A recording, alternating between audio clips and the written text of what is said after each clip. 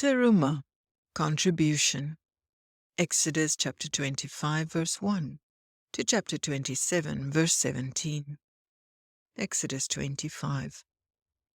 From everyone in Israel whose heart was moved, they should take a terumah that would be used to build a dwelling place for the Most High, to draw near and bring their offerings nigh. According to the pattern on the mount it was exactly to be made, from weaving, melting, colouring, carpentry, and things to be engraved. Blue, purple, and scarlet material they could deliver, along with acacia wood, gold, bronze, and silver. Fine linen and goat's hair, Elohim said, also fine leather and ram skin dyed red. Spices for anointing oil and sweet incense they should get, as well as precious stones that needed to be set. All kinds of furnishings were described that had to be placed on the inside. The Ark of the Covenant would be in a rectangular size, from acacia wood, overlaid with gold in and outside. On the corners it needed rings as holes. To carry it, stick through them the poles. The golden lid of atonement went on top, and down over it 2 cherubim's wings did drop. Into the ark Elohim wanted the witness to go. There he would speak what he wanted Israel to know. A table of gold-covered acacia for the bread, and gold-covered poles in rings for the weight to be spread. Its dishes, jars, ladles, and bowls from gold they should be, kept before Elohim with the bread on the table continually. By hammering a talent of clean gold, the lampstand they would mould, the blossoms, knobs, almond flower cups, right down to the base, the shaft and branches holding 7 lamps in the set-apart place.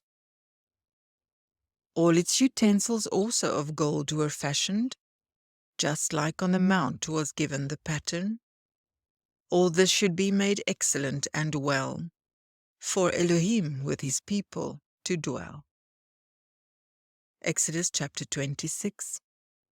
The first layer for the dwelling place was 10 curtains of linen so fine, and blue, purple, and scarlet, with cherubim worked into the design. Blue loops on the edges had to be done, with hooks of gold joining it to be one. Next was to be a covering of 11 curtains, to be made of goat's hair for certain.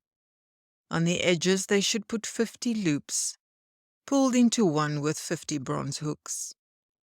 Then would follow ram skin dyed red, lastly a covering of fine leather above that. Acacia wooden boards, 10 cubits high, to surround the tabernacle standing upright.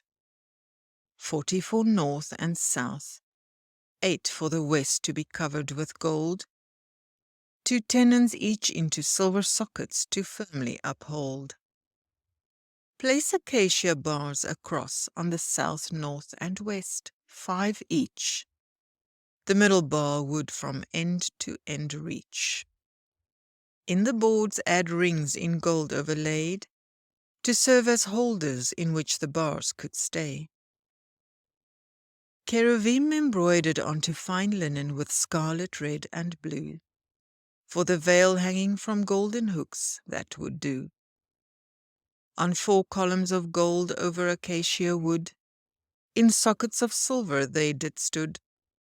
Thus a separation they would create between the holy and most holy place. The door of the tent also a veil did need. By skilled weaver it had to be weaved. From golden hooks it would hang, on 5 columns that in bronze sockets stand. Exodus chapter 27. Square is the fire offerings altar, Adonai did say. Its horns and all utensils with bronze overlay. The rings and poles of bronze-covered wood to lift it and take.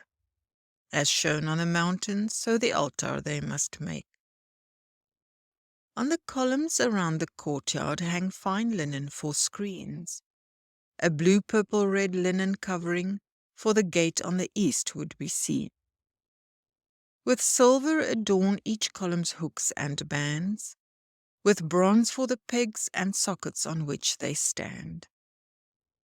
100 cubits long, 50 cubits wide be this yard. Not one word of this design may they at all discard.